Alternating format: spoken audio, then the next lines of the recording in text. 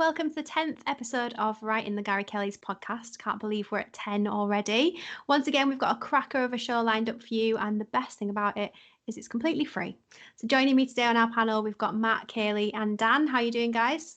Good, thank you. Hey, how you doing? Very good, thank you. So on today's show, we're going to take a look back at a frustrating Friday night performance against West Ham.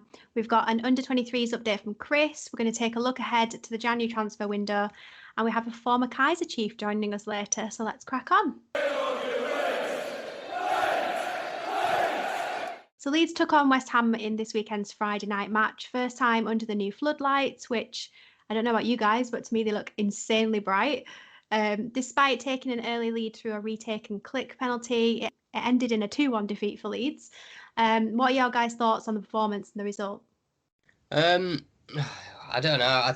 That game frustrated me, really. I think it was one of the first times this season where we just didn't really look in the game, to be honest. The energy levels weren't as high.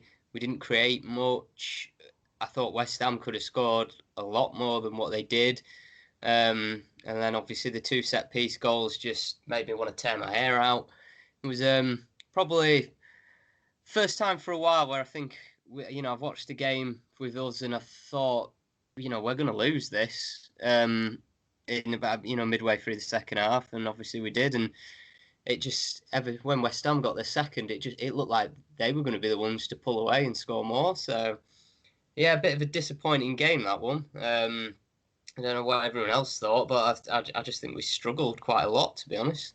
It was such a promising start as well with Bamford's penalty being brought down by Fabianski, and obviously VAR. We all absolutely love VAR now. Well, we do at the moment.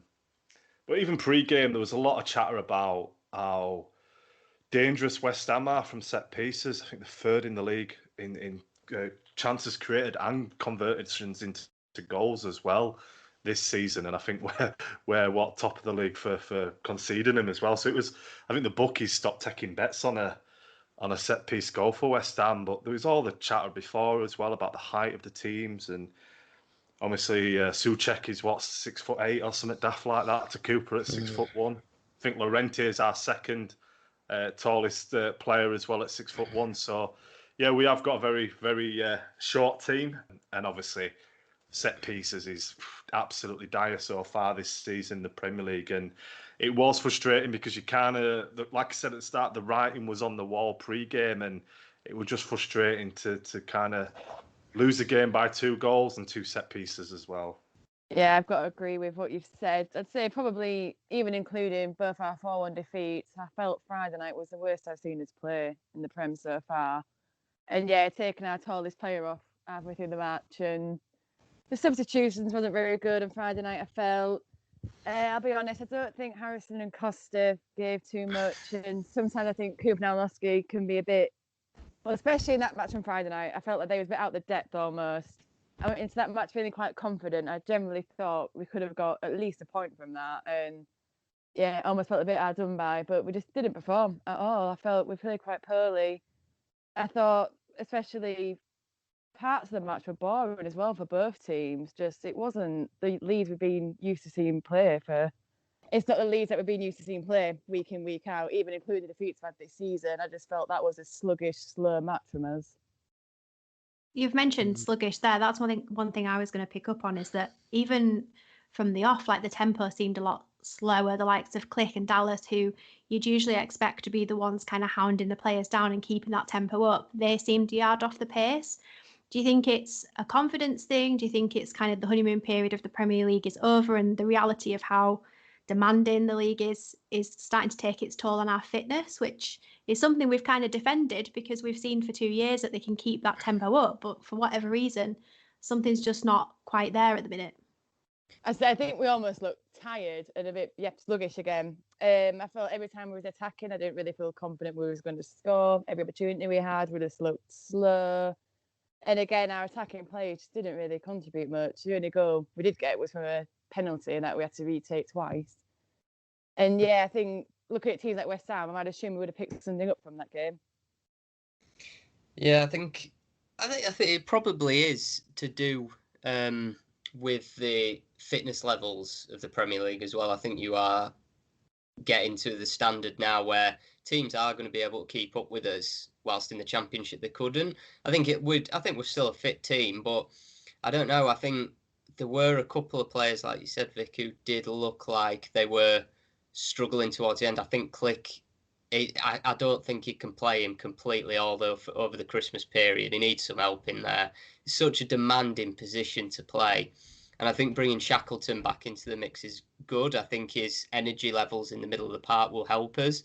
You look at how he did in the Villa game, I think, which is probably our last, really, really, complete performance. And I think that will help us long term. But I think it's just going to be more difficult, isn't it? You look ahead to Newcastle now as well, another solid team, who are going to be difficult to break down, and we can't gift teams goals from set pieces.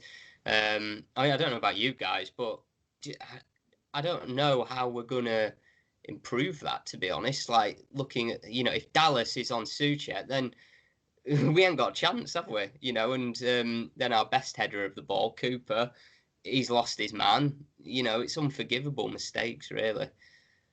I think, when you look at our performances against the likes of Villa and Everton, we just look like a completely different team on Friday night. It's, the worst I've seen us play this season. That's including at both our defeats to Palace and Leicester. Every long ball we took just seemed to go out. Every attacking opportunity we seemed to have just didn't seem to go anywhere. And the last 2 weeks, we've just been, getting outplayed by Chelsea, fair enough, but getting outplayed by West Ham, just, again, completely different team, it felt like on Friday night. What do you think the issue for set pieces is for us? Because obviously when it comes to kind of defending from live play, we seem to be able to hold our own when it comes to, clearing long balls or whatever it is. But at both ends of the pitch, we just seem unable to effectively play against a set piece. And obviously the height is an issue, but is it something that we're obviously not practicing enough in training or not taking seriously enough in training? But you look, when we were, I'd say, good at defending set pieces, we had a man free, and it was usually Janssen, wasn't it, who would just said, go out and attack the ball, and he'd win it probably 8 or 9 times out of 10, and he'd clear it. And I don't know if we just need that person now. We need someone free, whether it is Cooper, because the man marking doesn't work. Because if it's Dallas against, obviously, their giant of a centre-back, all Dallas can do is what he did there and just try and make the header difficult for him. It's almost like we're resigned to, if they put a good ball into the box, then you've just got to try and put him off and hope he doesn't score. That's what it seems like to me.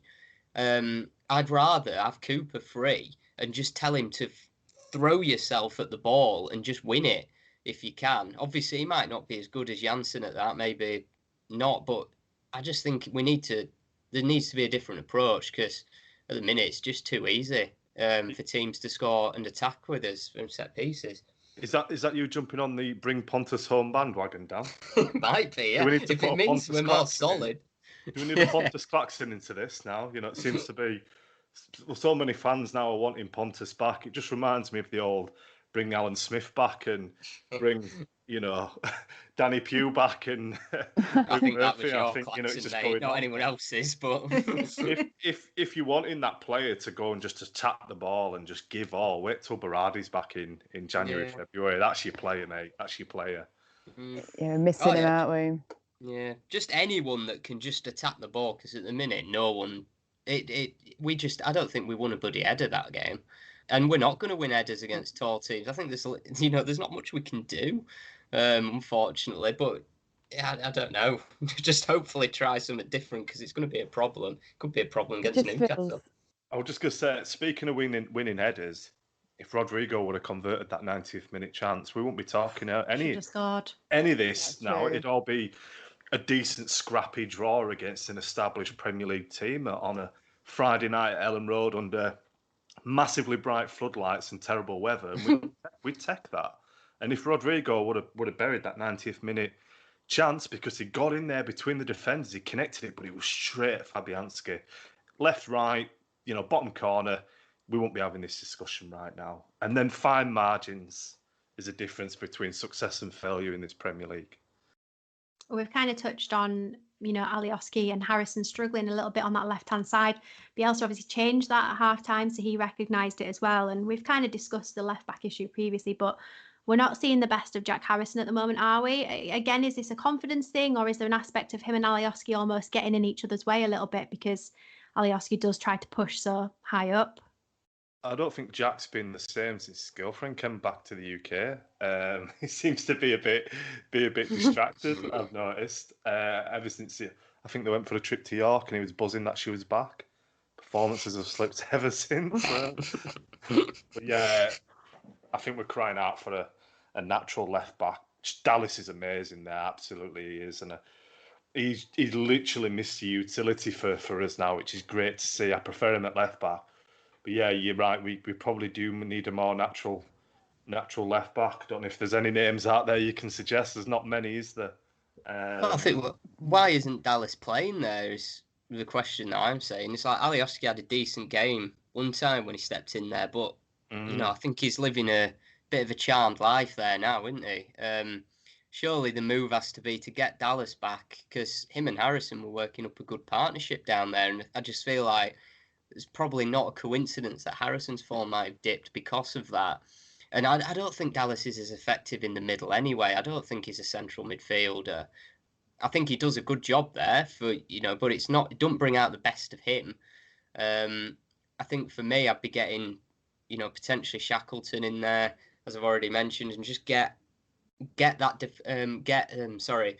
back to the left where he's effective, and hopefully that will help with Harrison, because I agree Costa off the bench was absolutely appalling. Actually, it's one of the worst cameos I've seen for a while. That, but Harrison wasn't great in the first half either. So it was a no-win change, that really. Now, who are we to question the Messiah, I suppose? But Bamford off for Roberts was our final change on Friday, with Pablo still on the bench, and that was questioned by a lot of fans. What do you guys think Bielsa was thinking with that change? I don't want to ever go against what he does or says, but I feel personally that wasn't the right choice to make. I would have brought Pablo on. He's proven that he can, even in the Premier League, make an impact, even if it's for 20 minutes or even a shorter period of time. I just felt we needed that. I mean, Roberts is a striker, but I just don't feel like he brings the same attacking force that Pablo does when he comes on the pitch. I was screaming for him to come on for about the 60th minute, and I just don't really know what's happened there. I just don't know why he's not getting game times. I know he was injured a few weeks ago, but yeah, I felt that was the wrong choice completely. I would have brought Hernandez on. I felt he would have brought a more attacking role, would have created more chances. Oh, I would have rather have kept Bamford on than put Roberts on. You've got to look at the front four as well. I think that's probably our strongest front four that started against West Ham as well. And you think you've got Bamford, Rodrigo starting as well. You've got Raphinha and Harrison. They're probably our best four attacking outlets out there at the club at the moment. I think with Roberts, he's impressed in the under-23s, hasn't he, the last few weeks. Obviously, Chris has been on and mentioned Tyler Roberts. And yeah, obviously, he thought it was a better outlet for us. He didn't really offer much, did he, unfortunately, when he came in. Same as Costa, another player that's impressed at the under-23s. And I think, I guess when these players get given this chance, they've got to take it, haven't they? But I think the whole team looked lethargic and beaten early doors, didn't they, during the West Ham game? And that probably reflected with the substitutions. But I think if there's any positives to take, I think Dan's mentioned that the return of Shackleton is great to see, 6 weeks out, back in the team. And obviously Meslier, again, world class, or proving to be world class, with some absolutely outstanding saves again. And he was so unlucky for the first goal. I think Rob Green was in there as a pundit, wasn't he? And even he was saying how unlucky he was. Just wasn't strong enough on his feet, and hence fell behind the line. The only problem is if your goalkeeper keeps on having to make that amount of saves in every game, then the problem obviously is coming from further forward in the pitch, isn't it? Whether it's the press isn't working as well, or the midfield. Because, for me, I think it's stemming from the midfield. I don't think the midfield's been as good in the last few games, which in turn is putting more pressure on the defence.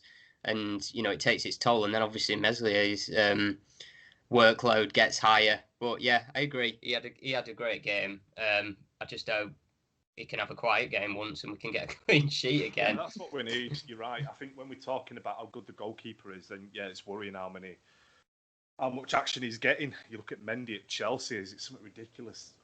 Before the game last night, was it something like 8 clean sheets in 12 games? Hardly ever mentioned. Yeah. Yeah, all he did against us was pick the ball out the net. Actually, he didn't do anything that game, did he? But, yeah, and I think with Meslier, we're just obviously raving about him, and yeah, you're right. He kind of that, doesn't do anything for 89 minutes and then puts off a world-class save in the last minute. That's what you want him to do, really, don't you? But yeah, I think you talk about as midfield as a Rodrigo De Paul hole there that we needed to fill, perhaps. There's rumours potentially it could be a done deal in January. We're going to go back for a player like him, or is it someone like Adam Forshaw, Kaylee, that we need to kind of get back in there? I'm waiting for him to come back. I do honestly think when he comes back, it will be the much needed change our team needs. It's just he got injured a year ago. So, and every week it just seems to be he's still injured. So, not to dwell on him, but do we think he's really going to be up to Premier League standard when he comes back? Because he's not played for so long. No. He's not going to play this season, is he? I don't think he'll come back the same player. I don't think you're out for that long, are you? Yeah, I don't think you take a year out and ever come back same player. I mean, what is he, 28 now? I feel like he's been out for about 3 years. Yeah. It feels so long, doesn't it? Everton's Andre Gomez snapped his leg in about 28 places about 5 months after Forshaw, and I think he's just clocked up his 50th Premier League appearance in a row now, hasn't he? Well, my first article for Writing the Americans was about how good Adam Forshaw is. Then he got injured like a week later. He jinxed him. Let's push that back down. We'll have it on the backlog again. So we put it out on social media just to see what you guys were thinking. Some fan reaction comments for you. Johnny says, always seem to look exposed on the counter-attack, but set pieces, Bielsa hasn't been remotely interested in them for 2 years and we've got away with it. We evidently won't in the Premier League. CJ Slater says we got undone by 2 dodgy set pieces. We had 65% possession against a team 5th in the league and 4 points off the top. We need to use that possession a bit quicker and sharper. He's sure Bielsa will get it right soon. Forget about it and look forward to Newcastle. Adam Mitchell says it's too easy to defend against us. No one runs beyond the last man. Paddy did it once. We won a penalty. Harrison, Costa, Alioski, all poor. Rodrigo also. Needless from Harrison and Costa for the set pieces that led to goals. Work to do and quickly required. And Andrew Thornton simply says, at least we have a good keeper. What are you guys thinking about those comments?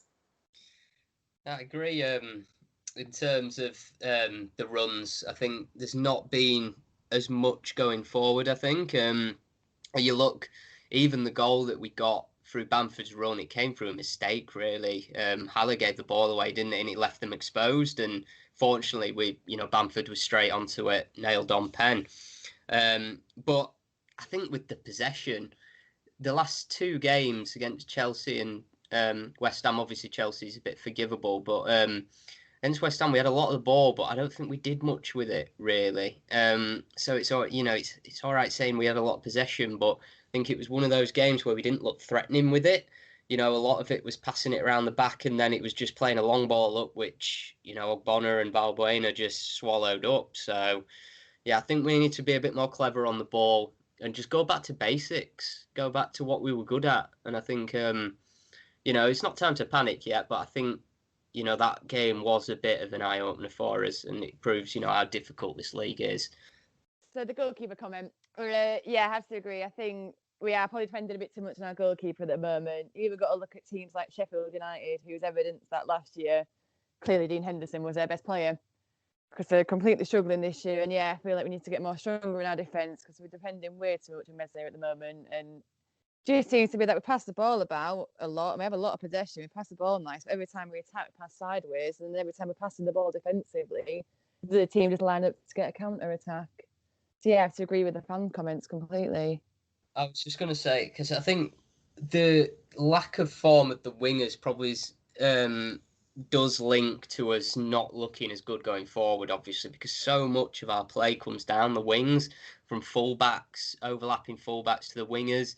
I just feel like if they're not at it, it's so difficult for us to create chances because we don't play through the middle that much, really. Obviously, Click is very instrumental in what we do, but it's usually him getting into that space and finding other people, usually the wingers in space. So I think we need to go we need the wingers to find some form, basically.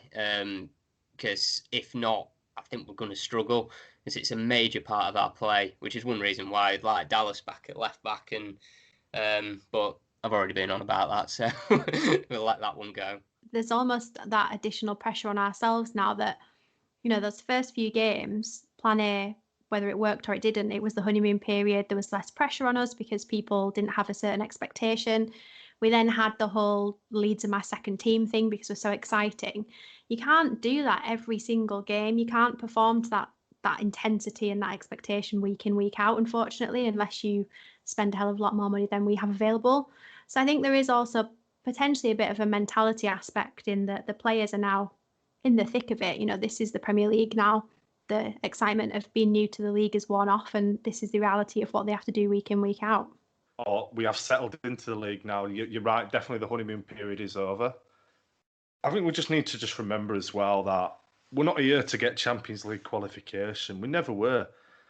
And we just need to calm, well, I say we, a proportion of the fan base just needs to calm down slightly. We had Andrew Dalton on last week, and he was saying the same. There's a lot of kind of knee-jerk reaction and panicking after, we've had 6 defeats now this season. And I guess we've just been so fortunate the last couple of years where a defeat has been a rarity, and we've gone off and been on a fantastic run to back it up, and where this is kind of a great 3-0 win away at Villa, and then obviously you lose 4-1 to Palace and Leicester, and it's just finding that balance and just setting that expectation. And you've got to look around, and I try to is work out why there is this demand on us to obviously perform every week, and it probably is the amount of praise we've had from pundits and fans alike, saying Leeds are my second team, great team to watch. Leeds.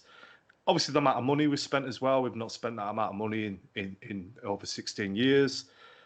And I guess it all adds up to that pressure where we're expected to do better than where we are. And I think we talked earlier, but we talked before the pod on this, but 12th, 13th, 14th, 15th, even just stay up is the aim. That is the absolute aim this season.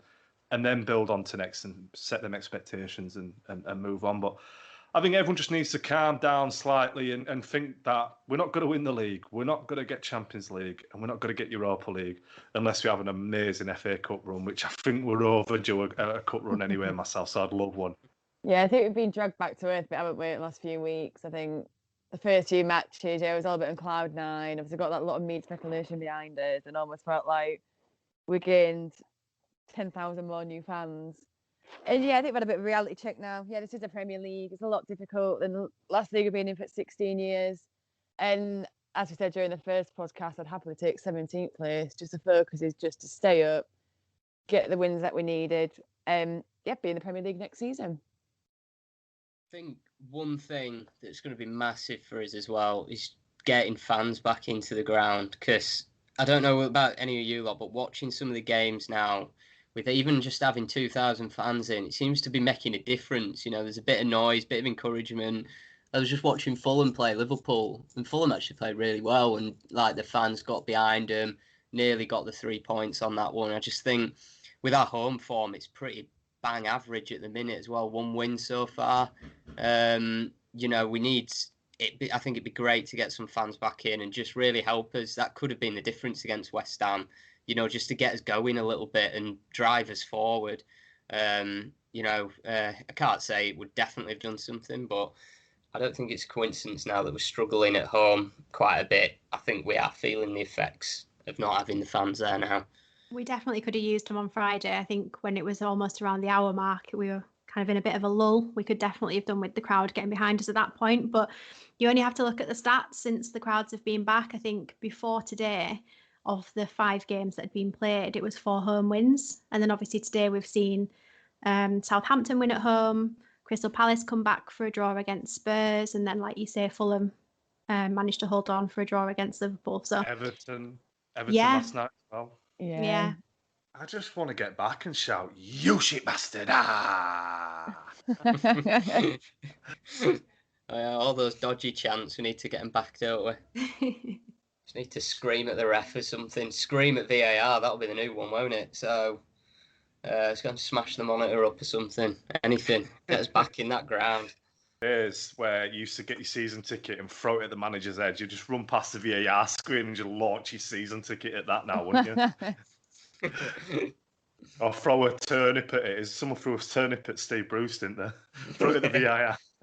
My PE teacher once was on Match of the Day because he was a Sunderland fan at the time, and I think it was just as they were like turning into shit. And he ran up to the manager at the time and threw his season ticket at him. I remember that. That was a big story, yeah. that wasn't Mr. it? Curry. He ran straight on and threw it right in his face, didn't he? Yeah. Who's going to be the first one that throws it at the VAR screen, though? That'll be the big quiz question, won't it? Probably a Leeds fan. Yeah. If you're struggling for present ideas this Christmas for your mates and your family, The Terrace have got you covered. To make it even better, you can get a discount on all your Leeds merch by using the code RITGK15 when you get to the checkout on theterracestore.com. Don't forget to drop us a tweet and let us know what you ordered. So Leeds under-23s team have been in action today against Aston Villa in the Premier League 2. We've got our under-23s reporter Chris McMenemy on the line now to give us an update. Yeah, so the 23s today, they're playing Aston Villa. It was their 10th game of the season. Big win, 1-3-2. They were 2-0 down after 39 minutes, so to win 3-2 is pretty good. It's taken them top of the league as well. So I thought I'd just start with the team news. Pretty strong team today. Like April in goals, Cody Drammy, Ollie Casey, Charlie Cresswell, Leif Davis is the back four. Strike in the holding midfield, and then pretty attacking from there. So you have Pablo Hernandez and Sam Greenwood as midfielders, but really it's sort of they're two number 10s. And then Bobby Kama playing wide right, and then Niall Huggins on the left wing, Joe Gelhardt up front. And notably on the bench you had Ian Poveda, Tyler Roberts and Jack Jenkins, who's mostly a 23s player but has been training with the first team quite a lot. Aston Villa had Tom Heaton in goal, as I'm sure a lot of people know from Burnley and formerly Man United. They had Courtney Hawes, who played for them a lot in the Championship and a bit last year, I think, as well. And Frederic Guilbert, who they signed from France last year, who is sort of a first-team player but has been in and out. So a decent lineup in defence for them. Leeds started pretty well. Hernandez and Greenwood both went close before Leeds, as it seems to run through the club at the minute, got hit in the counter-attack. 24 minutes, Villa scored. It was pretty easy goal, cheap goal to give away, I would say. Like April beaten pretty easily. It was a rainy day. It was a long-range shot, but I mean, he should be saving it. It's right along the ground, and I think he's kind of just palmed it up into the goal. But right after that, Leeds settled right back into it, got on top again, and then about 15 minutes later, it all just seemed to happen at once. Villa hit them on the counter again. Tariq Wright scored a great goal for them. He cut in on his left foot past Charlie Cresswell, and there was nothing really Caprile could have done about it. And then right after that, Leeds get a corner. Bobby Kamwa gets on the end of it, sort of bounces about in the box. He gets on the end of it. Tom Heaton, it's hard to tell from the TV, but it looks like he kind of just fumbles it off the post and in. And then that's 41 minutes. Pretty much right after that, Leeds run up from the kickoff and win a penalty for handball. I was reading it on the Villa page, they said it was harsh, but I mean, he's sliding across the ground and his hands above head height, and it's a penalty. So Greenwood scored that. That's 42 minutes, half time to each. You definitely would have taken that. 2-0 down. Villa are quite a good team. They were right below Leeds in the table before this, and it was a game that Leeds probably would have expected to win, but even still, to find yourself 2-0 down after 39 minutes and be level at half time is good. At half time, they do what they always seem to do, make three changes. Jack Jenkins came on for Strike in midfield. Poveda came on for Davis, which pushed Huggins back to left back, and Poveda played in the left wing. Tyler Roberts came on for Pablo, and Roberts played as a number 9, and Gelhardt went back into midfield. From the second half, Villa started quite brightly for the first 10 minutes, and then after that, Leeds just took over. Should have taken the lead when Greenwood broke away, and he should have passed it to Poveda, but he went himself and stuck it wide. Right after that, Leeds won a penalty, 70 minutes. Kama, he was brought down on the edge of the box as he was running into the box, and it's kind of hard to tell if it's a free kick or a penalty, but he referee gave a penalty, and don't think anyone was arguing, not in the white shirt anyway. Gelhardt and Roberts, they argued about who should take it. Eventually, Roberts put the ball down, sent Heaton the wrong way, and the last 20 minutes, it should have been Aston Villa pouring forward, trying to get something out of the game. But Leeds kind of just, they controlled the game from there. Villa had one chance, really, probably not even worth noting. Leeds had plenty of chances. Poveda and Gelhardt, they were brilliant together. Poveda on the left, Gelhardt playing as sort of a number 10, but he kind of had a bit more of a free role. The best chance was actually probably, it was the 93rd minute, where Leeds broke away and Villa maybe only had 2 men back and there was nobody catching Poveda. Gelhardt got with him. Poveda played him in. He beat a man and just stuck it wide. It was quite unlucky. But yeah, it finished 3-2. What I'm interested to see pre-match was the Joe Gelhardt and Pablo Hernandez playing together. I was interested to see if there was any chemistry between them both because, we've mentioned on this podcast and it's been quite a topical conversation with the fans about both players. Very similar in the way they play, and potentially Gelhardt is potentially Pablo Hernandez, understudy or replacement perhaps. And when I saw them both lining up today, I thought it'd be interesting to see if they kind of clicked in anywhere really.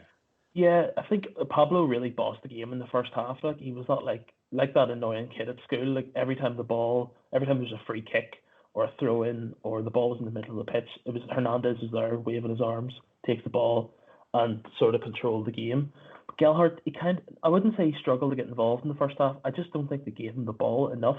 There was one time where Hernandez laid it off for him and he beat 2 players. I have no idea how. And then hit a good shot and Heaton made a really good save, good strong hand and got it away. But apart from that, there wasn't much between the two of them. Hernandez and Greenwood, I thought they linked up quite well. So, because Jack Jenkins is the only real central midfielder in the 23s at the minute, Greenwood sort of stepped in last minute before the West Brom game and played. He was all right that day, but he was really good today. The two of them together were really good in the first half, and then Gelhardt dropped in to where Hernandez was playing in the second half, and Greenwood and Gelhardt played brilliantly together. It's a pretty high-risk attacking strategy, but we're used to it by now. But it's not 2 central midfielders at all. It's basically 2 number 10s, and it's like something you would see in FIFA more than you would see in real football. But it worked really well.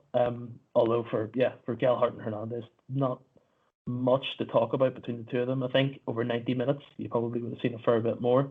But only that one real moment of note, and it was quite good. So that win's put Leeds at the top of the table then. 1 game left now to the end of the year. Yeah, Fulham at home next week. It was Fulham. It was Middlesbrough second. Now it was Fulham that beat them on Friday, but Fulham haven't really been playing that well, so I'm not really sure what's happened there. The first time I spoke about the 23s on here, I was saying that it didn't really look like the 23s would be.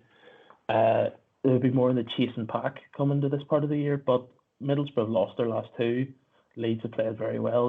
They won their 2 games and they're top by 3 points, and they should really be looking to win that game next Monday.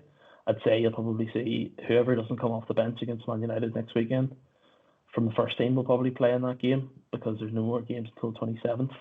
But that's the last game of the year until the 11th of January. So it'll be a big opportunity for Leeds to go into the end of the year top of the league in a new division. You just reminded me, do you want to promote your Twitter account then that you've got, Chris? You're more than happy to do it, mate. It's the Modern Game. I've been using it for the under-23s games. I've been doing bits and pieces, match reviews and stuff like that, but anytime the 23s are playing, I'll be live tweeting off that. So if anyone's not watching the game and just wants to keep up with what's happening, at the _Modern Game. Hi guys, Michael Bridges here. When I'm lying in Australia on a nice sandy beach watching the sharks and the jellyfish come ashore, I like nothing better than reading and listening to writingthegarykellys.com. So we've got a new section for you now to enjoy. Most news summaries are about 90 seconds long, but we could only afford a 40-second theme song. So here we go. Here is your Leeds United news in 40 seconds. This week marked the 23rd anniversary of the great Billy Bremner's death. Both of the club's new defenders, Robin Koch and Diego Llorente, both picked up injuries against Chelsea and are on the sideline now for some time. More sad news is our former player and former Argentinian manager Alejandro Sabella sadly passed away at the tender age of 66. News of the return of the Lion, Gaetano Berardi, is imminent early in the new year. Bates' legacy continued as he announced his Leeds team in advance ahead of West Ham. And finally, we suffered another defeat against West Ham on Friday to leave us all depressed this weekend. And that's your Leeds United news in 40 seconds. Looking forward to listening to that. Oh God, I'm not. I think it's safe to say that we should all stick with the day job. Not sure we're going to be competing for Newsreader of the Year anytime soon, but that is your Leeds United news in 40 seconds. Oh my God, I can't even say 40 seconds. I feel a bit embarrassed because I did journalism at university, so I should be So good did at I, mate. it.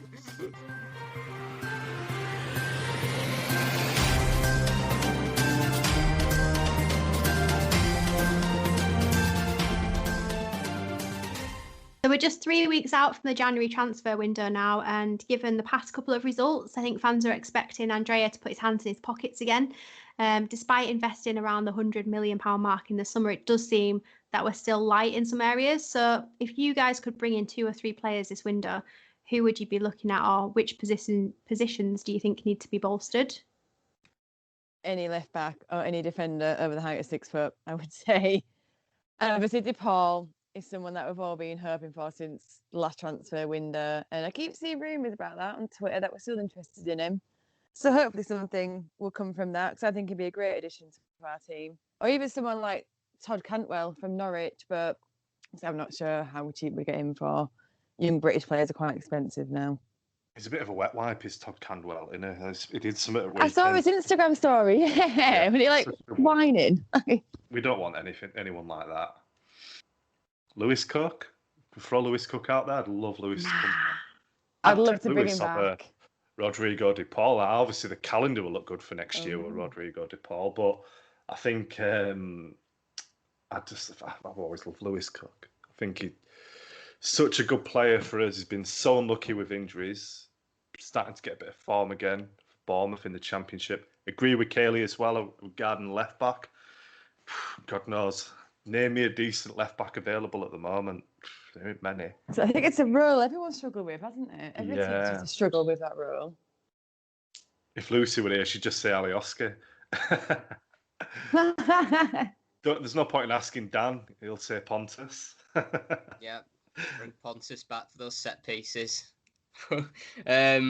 Yeah, I would like a central midfielder, but I guess if we keep everyone fit, and if Adam Forshaw fits his glass hip, then we'll be a bit congested in that area. So I don't know if we will invest, but I think we probably should. But you just listen to what Bielsa says on press conferences as well. He'll start reeling off the amount of players that he's got, in each position.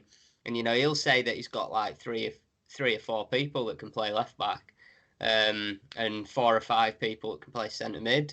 So I think it's going to be up to the board, I think, if we go out and sign people. But yeah, I think it would be I think you've nailed the 2 positions that we need. But whether we go out and get something, January is notoriously hard to do business, isn't it? So, historically, we've not done much good business in January. I think of January, I just think of Habib Habibou now. Jimmy Cabay. Oh, yeah. Oh, we've done some Dan good James. ones. True quality. Yeah, Dan James. We didn't even Dan do that one. I still think weirdly it would be a bad addition to our team. I'd still be rooting for that transfer. Need him, though, I don't think, do we? Yeah. Well, Yeah, about fingers keep going. Pace, What about up front? Because should Bamford, God forbid, get injured, what do we do? What's our choice in replacing him? Do we stick Rodrigo up front? Is that when Roberts comes in? We've got Gellert in the under-23s teams. Like, what do you think the response would be should Bamford get injured? I'd say give Gellert a chance. I don't think Roberts has got it in him for the Premier League. I think we'd do well to loan him off maybe to a Championship side in January transfer window with Tyler Roberts. So yeah, I'd say put Geld out there, or even Rodrigo would be my first choice.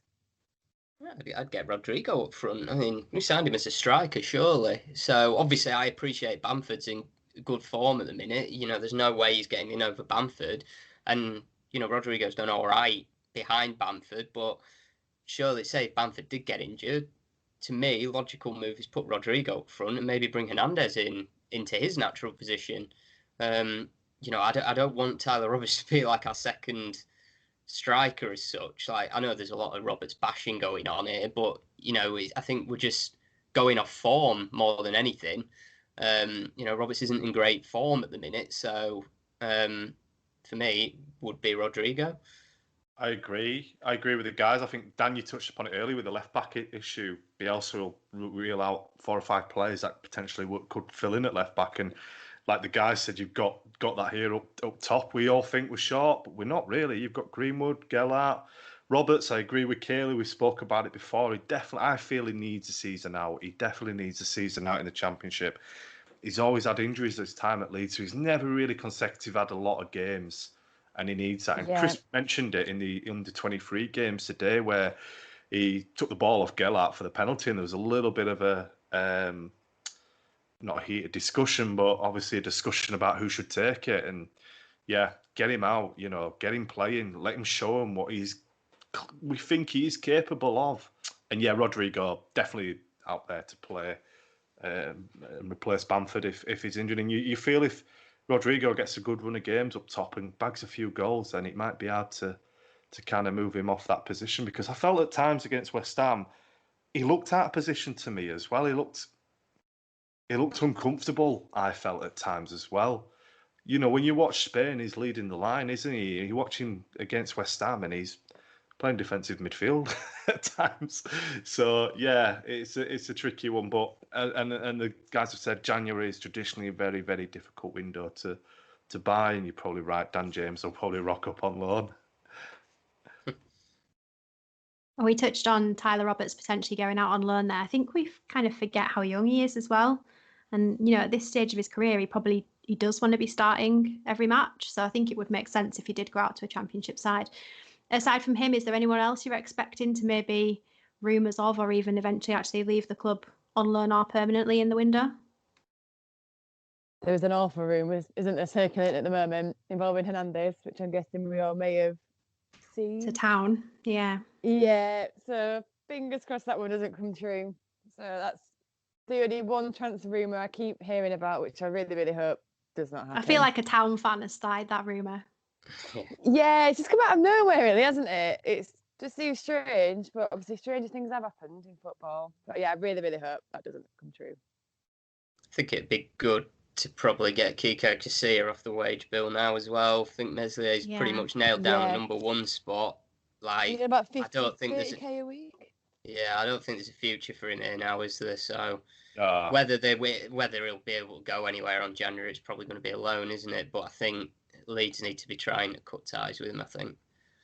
Yeah, he wasn't even on the bench today for the under-23s or even started, which that's the first thing I look for, actually, to see if Kiko was around. So you're right, he's surplus to requirements, you would think now, especially with Meslier's performances of late as well. Is there a question potentially that we look at a slightly more experienced keeper as a backup for Meslier in the window? Because obviously he's not going to lose his starting position, you wouldn't imagine. But with the likes of Kiko hopefully moving on, he could probably use someone that's got a bit more experience just to learn from. Looking back now at the time, I kind of laughed at it a bit, but actually Joe Hart probably would have been quite a good signing for us. Brings a lot of experience and probably not expecting first team football, because it's hard to attract an experienced Premier League goalkeeper with offering him a bench spot. So yeah, actually I think he probably would have been a good signing, looking back now. At the time I laughed it off, but yeah, I'm happy to keep my word with that one.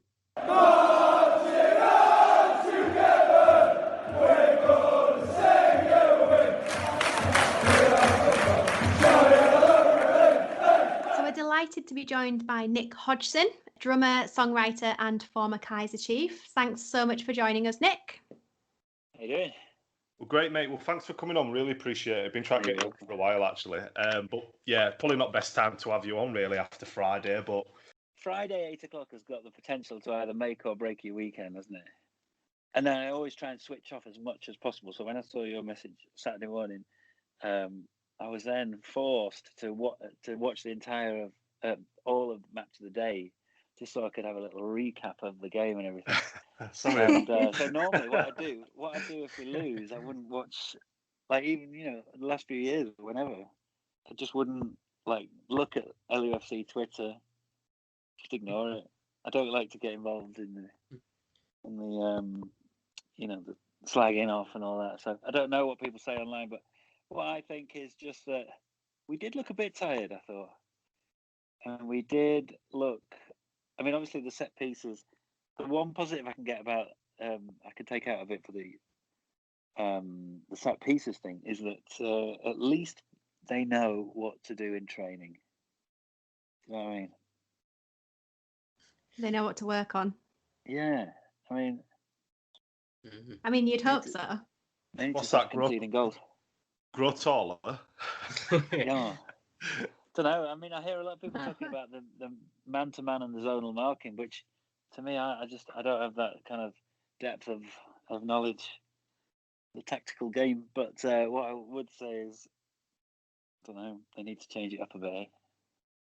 Yeah, we were just saying that. I think there's a big struggle, and we were trying to come up with some ideas on what we could do differently. But I think apart from sticking everyone in a growth bag, we can't really think of anything, can we? We just don't seem to have many good headers of the ball at the minute, especially once if Llorente and Cocker are out, which they are. So a bit of a struggle, isn't it? Yeah. Nick, Dan thinks Pontus could be the answer. Wow. Yeah, I'm rolling back a few years. I mean, I wouldn't, do you know what? God, that makes me think, actually. Maybe he is.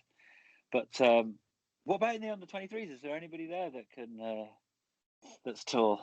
We can bring on just for set pieces. Gonna have to start making Pascal Stroik's 6'3", isn't he? Is he? So I mean, that might be the answer if we're up against a tall team. How tall's Berardi? That's actually it. About 5'6". He's about 7 foot when he jumps, though, ain't he? So. Do we know? Is it February? Berardi's back. It's looking that way, but then obviously match fitness. It's probably not going to be till next season, is it? And what happened to Llorente then? I mean, was it just too early for him to play, and he played, and he just got injured? I think he's picked up a knock. Right. Oh, in training or in the game? I think it was in the game, wasn't it? I think you're right. It was probably just he played too soon, and obviously he pretty much played the whole match against Chelsea. It was fairly demanding, wasn't it? Some are saying Giroud ended his career. I hope not. Pretty expensive one game. What do you think in general, Nick? Then this season, how do you think we've done? Well, so at the beginning of the season, I was thinking, well, we're going to win. We're going to win this. And then I thought, well, we'll get top 4. And now I'm looking at games like Burnley, Arsenal, and I'm looking at it's ridiculous because it's we've only been playing 12 games, but I'm thinking 17th. I want to finish 10 or above, but I kind of be happy with 17, 18, 19. Because it's going to be a tough season. Something that we haven't experienced this. Well, obviously in the Championship it's not like this, but it does feel like it's starting to. Okay, we're in the Premier League now. At first, it was like, watch us go! Look, we're going crazy and scoring loads of goals and conceding loads of goals, and everyone was talking about us. And on Match of the Day, it was like, it's so good to have Leeds back and everything. And now on Match of the Day, last night, they weren't talking about it. They just went, oh, they need to work on the set pieces. Night. And it's gone a little bit, I don't know. It's just lost that little bit of excitement. But not excitement. The excitement's always there. What it's lost is that kind of showbiz factor. We are scoring goals and going crazy and watch us play. And now it's a little bit like every game's dead nervy now. Everyone were talking about us. Leeds were their second favourite team. Yeah. And it's like that honeymoon period's over now. Like you said, it's just like, Leeds are crap at set pieces. Let's move on to the next game. Yeah. Yeah, I couldn't believe last night. There was just nothing on after the game. It was just a good night. Yeah, I mean, I'm obviously dead confident because that's just the way it is. I can't wait for the next game. Do you know what I mean? And it kind of is my weekend at the moment, especially because of lockdown and all that. So I could do with a win, like all of us. But we shall see. And I do believe in Bielsa we trust, and people say it, but then they actually don't, and I do, and so I do. I just obviously he knows everything. We were kind of chatting and saying that we could really have done with fans being back in the ground on Friday. Like that could have been a bit of a make or break around the hour mark. What do you think about how much of a difference it'll make when we're back? Well, I hope. Yeah, I mean, I hope it's going to be amazing. I just know. I think having been in the Championship and the League One, when it gets, that kind of when Ellen Road becomes a real pressure pot, and it gets like a little bit, because we've been so desperate over the last few years that the atmosphere in the crowd hasn't helped the players at some points. I think where it gets really toxic and nasty, really, and because we're so desperate, because we're passionate, we want it so much.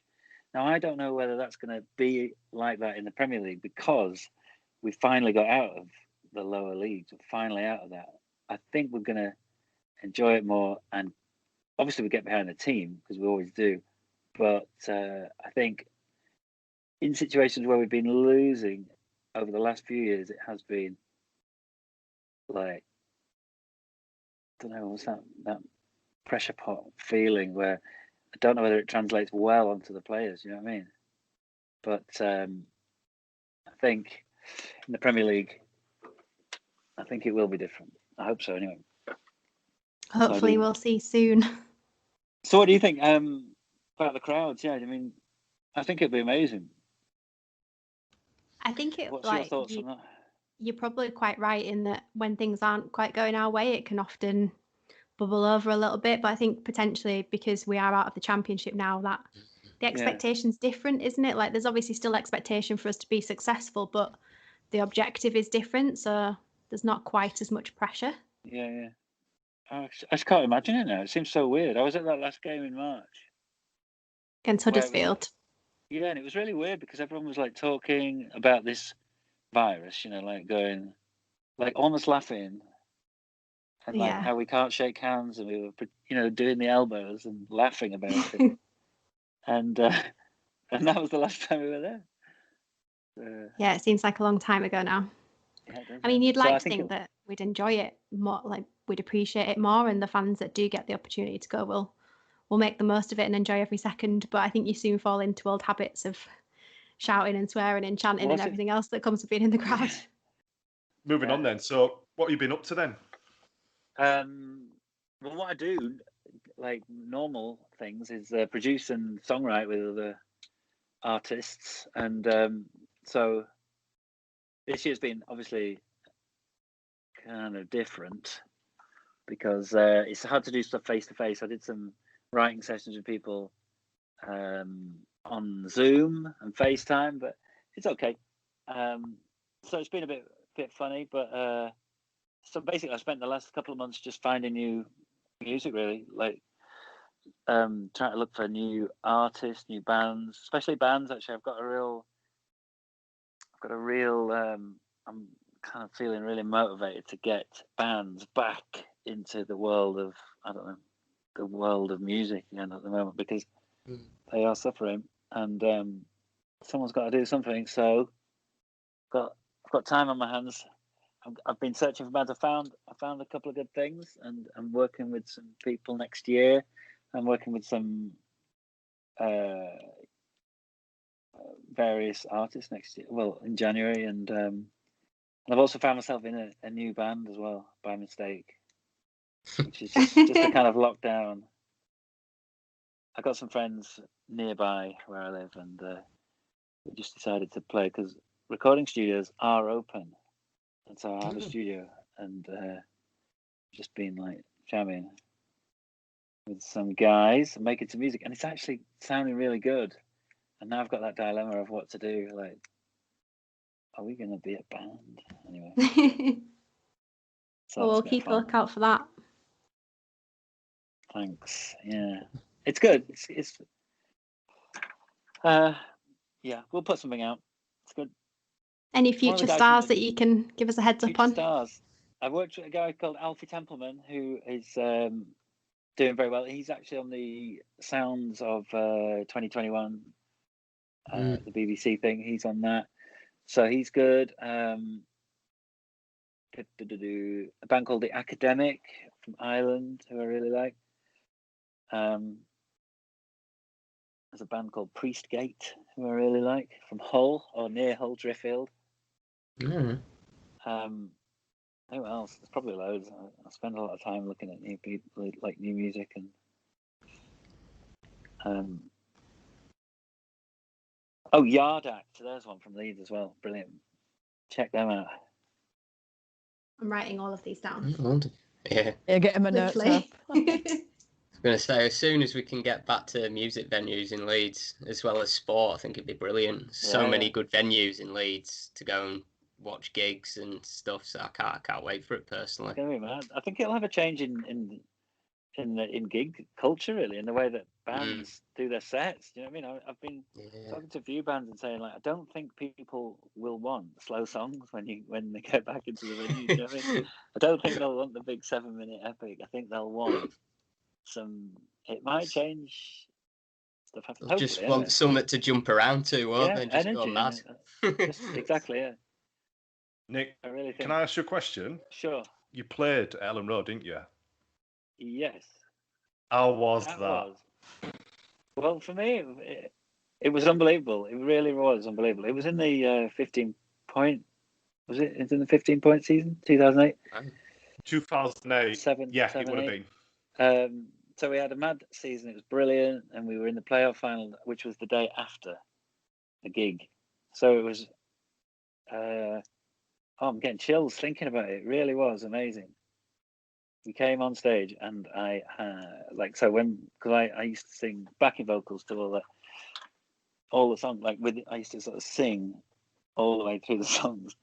And the first two songs, I remember not being able to, like, you know, when you get choked and you can't say anything, and I was like that. I was choked. I couldn't sing.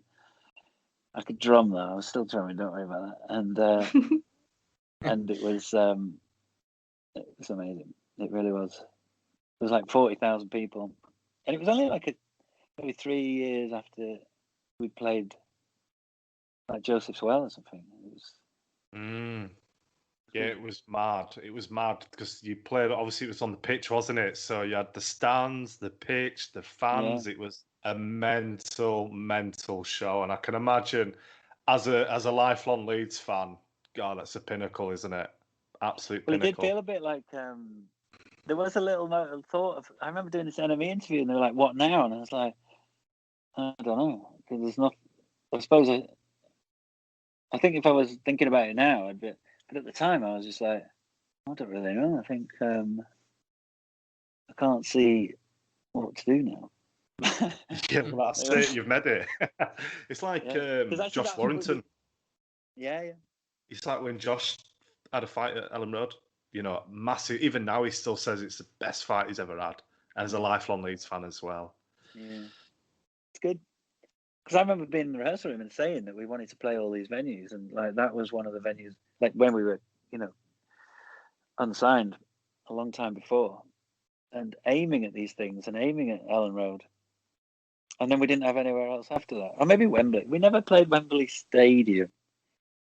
Hi, I'm Don Matteo. There's nothing more than I like doing when I'm sat in the rock bar, listening and writing to thegarykelly.com. Right in the Gary. You can edit that, can't you? So we're going to wrap up with a little bit of fun. I'm going to give you up to 5 clues, and you have to guess the person that has some historical connection to Leeds United. And when you think you know the answer, you just need to buzz in.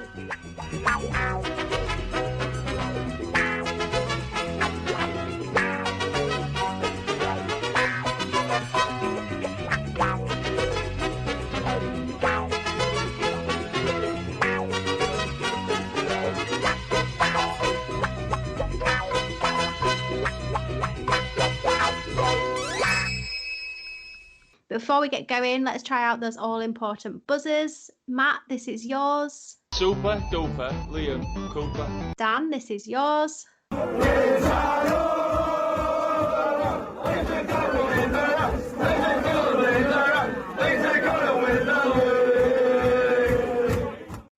And Kaylee, this is yours. What a day to be alive. For me. So, clue number 1. As well as Leeds United, this person has also played for Carlisle and Reading. Oh, Matt. he's going in. Oh, Matt. Dan Ian went Hart. in Matt. there. Matt. Super duper Liam Cooper. Dan's in there after 1 and he's got it right. Matt. Oh. Jesus.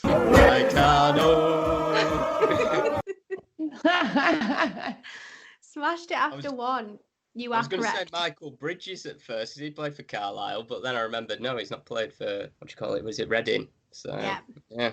He doesn't So, I even mean, know yeah, the the club correct bit. He's answer. cheated. He doesn't even know. He's clearly he's Googled in that split second. Ex-Carlisle. Actually, we should have a rule, shouldn't No, we? We should have No, we cameras can on even well. type that quickly. How about the rule is, Vicky, don't put the clues in the script. I didn't, just to confirm this, The I guys didn't aren't even cheat. looking at the script. I mean, the extra 2 clues that I was going to give you, the second clue was after retiring from football, he went on to become a football agent. So I feel like that would have probably got you over the line anyway. And then clue 3 was the giveaway, which is that this player is the best known for scoring an abundance of goals from set pieces. Oh, that'd be nice, with his left foot. Oh, we were on about left backs, weren't we, earlier? The last time we had a good left back, that's why he was my favourite player growing up. And what about Stephen Warnock? I thought he was decent at left back. Remember that goal at Yeovil? Yeah, that was a let's fluke. That was the forget wind. Ian Hart, though, I used to have a picture, like a passport-sized picture of him in my purse when I was at school. That's actually true. Ian, if you're listening and want to come on the podcast, we've got your number 1 stalker. You know, No word of a lie. I used to know everything about him, like his birthday, where he was born. it's happening. Thank you so much for joining us on our 10th show today, and a big thanks to Nick Hodgson for joining us too. We're going to finish off with a tribute to our greatest ever player and, of course, captain that our beloved football club has ever had. Gone but not forgotten, the great Billy Bremner. Here's a tale I'm going to tell you, all about a brave young man who was born in bonny Scotland. That's where history began. He would cheer the Glasgow Celtic just as soon as he could talk, and he'd kick a paper football just as soon as he could walk. And his name is Billy Bremner. We will never forget his deeds. He was made to play for Scotland. Now he captains United at Leeds. So he came to Leeds United, and they made Don Reevy the boss. All the Ellen Road fans were excited, and were gain was Celtic's loss. Many giants have tried to slay him when he fights for every ball, but he knows the famous saying, when they're big, the harder they fall. And his name is Billy Bremner. We will never forget his deeds. He was made to play for Scotland. Now he captains United at Leeds. Listen, when they talk of Matthews and Pelly, of Lawton and Finney and James, like a whiskey in your belly, he will glow amongst those names. He will lead our lads to glory. He will lead our lads to fame. When they sing United story, you will always hear the name. And his name is